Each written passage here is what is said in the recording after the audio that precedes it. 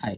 এই পোস্ট সবাই কম বেশি দেখছেন যে ফিফার পেজ থেকে খাঁটি বাংলায় পোস্ট করা হচ্ছে। তো অবশ্যই এর পিছনে ফিফার আমাদের প্রতি খুব ভালোবাসা বা আবেগ এরকম না।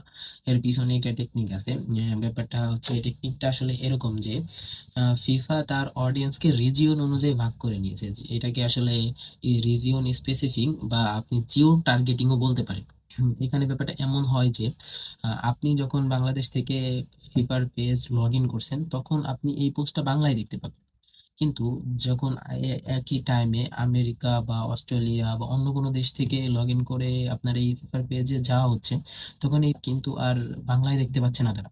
তারা তাদের নিজস্ব ভাষায় দেখে। আমরা অনেকেই ভাবি যে এটা ওয়ার্ল্ড ওয়াইড বাংলায় দেখতে পাচ্ছে। ব্যাপারটা আসলে এরকম না।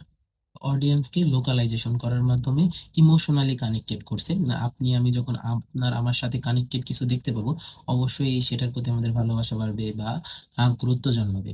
ফিফা আসলে এটা কাজে লাগিয়ে তাদের সোশ্যাল মিডিয়া আর রিচ বাড়িয়ে নিচ্ছে।